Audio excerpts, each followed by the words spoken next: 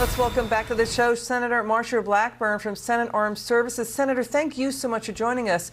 Your reaction to the breaking news: the Supreme Court just temporarily blocked the White House getting rid of Title 42 after 19 GOP-led states appealed to the High Court. What's your reaction to that story? It was an appropriate response, and I'm glad that the court put the stay in place, because every town is a border town, every state is a border state at this point. And people have been so concerned with what was going to happen. You had the mayor of El Paso saying there's only so much that we can take. And you see that across the border. And then in our communities, you've got your sheriffs, your local elected officials who are saying, look, this cost us a lot of money when there are those that have illegally entered the country, and we're to take care of social services and health care and education. The cost really does add up.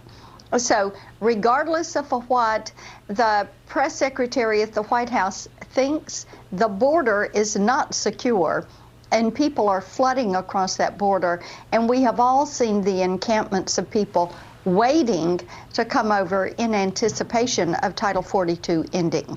Chief Justice Roberts gave the DOJ until tomorrow at 5 p.m. to respond. We don't know if the High Court could issue a final order to keep Title 42 before it expires Wednesday. To your point, El Paso did declare an emergency disaster, and the White House estimates up to 15,000 border crossings a day, but still no specific plan from the White House to fix all of this. We've got stunning images pouring in right now, Senator. You're right, but see, they refuse to admit that there is a problem. And it is such an inappropriate type response. Everyone can see this is a problem. People in their communities are seeing all the fentanyl that is flooding communities, that is killing people, especially our young people. You know, when you look at the cause of death and you're looking at preteens and teens up to 24 years old, young people up to 24 years of age, the second leading cause of death is related to all of these drug traffickers, and people are saying, hey, wait a minute, we've got to do something about this. Yep. So it's time to secure that border. So, you know, the accusations against the White House is the president is taking it upon himself to do an end run around Congress and rewrite, you know, constitutional law here about the border. I mean, Senator Joe Manchin says he thinks the president could ask for an extension. Congress could pass emergency legislation. But, you know, there's gridlock here. We'd like your reaction to Texas Democrat Henry Cuellar on President Biden not visiting the border. You're going to see White House advisor Keisha Bottoms cite the president's busy schedule here. Watch this. A leader has to show images of being up there in the front. Well, you have to remember, Margaret, when the president travels, it's not like you or I jumping on an airplane and getting off and going to our destination. Everything comes to a halt. So all of these things are in consideration for the president. Is that the best use of resources? All of the resources that will be diverted on the ground when the president makes a visit. The criticism has been that the president has never been to the border since he's been in D.C. since the Nixon era, but he's been to his beach home in Delaware for nearly 200 days out of his presidency already. Well, would everything really grind to a halt if he went there? It seems like it would be a morale booster. It would indeed be a morale booster if you had either the president or the vice president go. If there were to be serious discussion about how to secure that border, think about these Border Patrol agents and their families and the communities that are there along the border. Think about these families that are losing loved ones because of drug traffickers, human traffickers, sex traffickers, gangs, crime, in the communities that are gang related.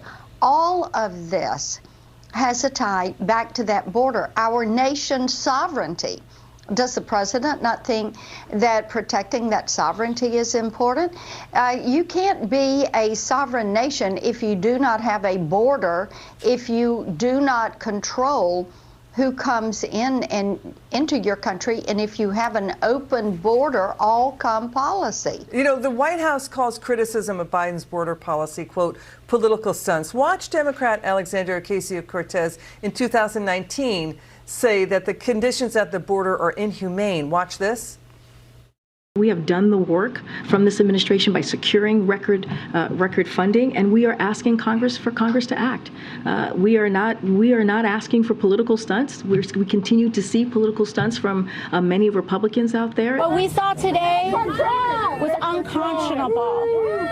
No child should ever be separated from their parent. No child should ever be taken from their family. No woman should ever be locked up in a pen when they have done no harm. I guess I should go down, but the whole point of it is I haven't had a whole hell of a lot of time to get down. Why go to a border state and not visit the border? Because there's a more important thing going on. They're going to invest billions of dollars in a new enterprise. Okay, law enforcement in Central and South America warn that thousands of women and children are raped and killed coming to the border illegally every year. And so that's not an issue for the White House right now, not an issue for AOC and the squad right now, not an issue for Senator Elizabeth Warren? It should be a top issue for them because it truly is a humanitarian crisis. And when you look at the way these young girls are treated, the way many of them are raped, the number of services they need when they get here, because they've been so badly mistreated, it is a humanitarian crisis. The president and the vice president should get down there. They should make it known that our border is going to be secure. There is a process if you want to come into the United States. Open border is not that process. Senator Blackburn, thanks for joining us, and Merry Christmas and Happy Holidays to you and yours. Okay.